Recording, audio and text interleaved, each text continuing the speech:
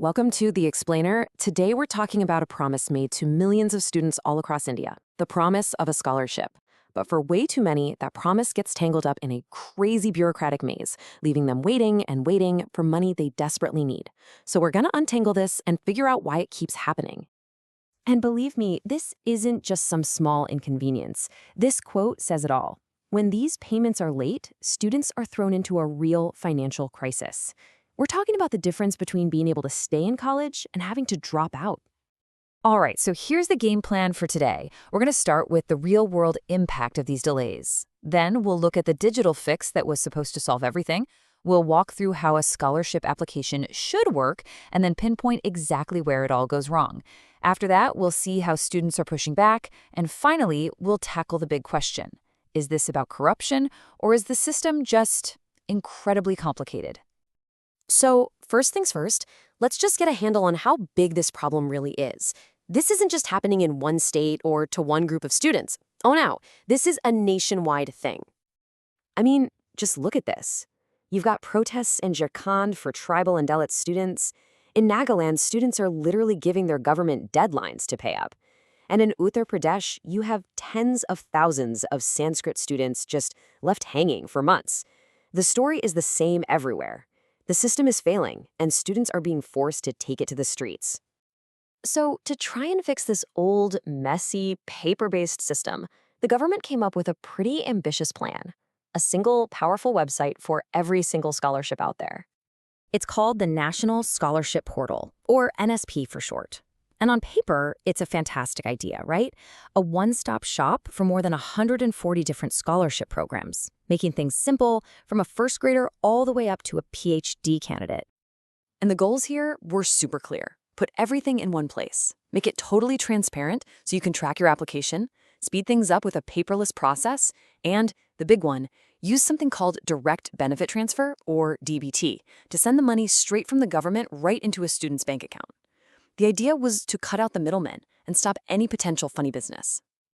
Okay, so how is this whole digital pipeline supposed to work in a perfect world? Let's trace the journey of an application. So it starts with you, the student. You hop online and submit your application. From there, it goes to your school or college for the first check. Once they say it's good, it gets kicked up to a district or state-level officer for a second look. If they give it the thumbs up, it goes to the central ministry for the final approval. And boom, the money gets sent directly to you. Simple, right? It's designed to have checks and balances at every step. But of course, that's the ideal world. In the real world, this smooth digital process hits some major roadblocks. So let's talk about where this pipeline gets completely clogged up. Yeah, the whole thing can just grind to a halt. It really boils down to three main bottlenecks. You've got tech glitches, you've got administrative hurdles, and then you've got problems with the flow of the money itself. Okay, let's talk tech first. For that direct payment to actually work, your bank account has to be perfectly linked, or seeded, as they call it, with your Aadhaar number. But in reality, a tiny typo in your name, an account that isn't properly linked, even just one wrong keystroke during data entry, and the whole payment just fails, bounces right back.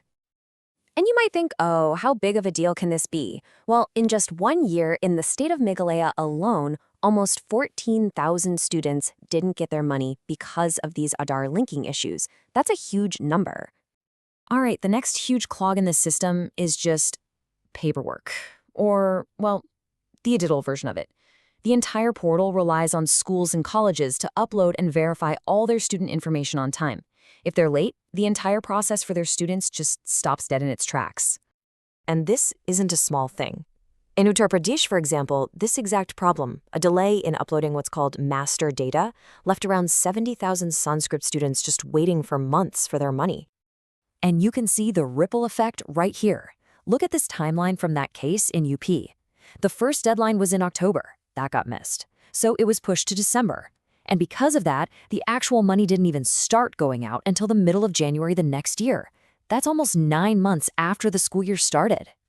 And then the last big hurdle is literally the money itself. Sometimes, even after everything is approved, the funds from the central government are slow to actually get to the states. It got so bad in Meghalaya that the state government had to step in and use its own money to pay students while they waited for the central funds to show up. So when you're facing a system that's just broken on so many levels, what do you do? Well, students and even the Supreme Court are not staying quiet. They're starting to demand some answers. So you're probably wondering, what can you actually do if you're stuck in this mess? How do you get answers? Well, it turns out there are a few options. We've already seen students hitting the streets to protest. The Supreme Court has started asking the central government for explanations. And for you, as an individual, you can use the Right to Information Act, or RTI, to file a request and demand to know the exact status of your application and who's holding it up. Okay, so all of this, all these different breakdowns, they lead us to a really big, kinda uncomfortable question. What's actually causing all this chaos?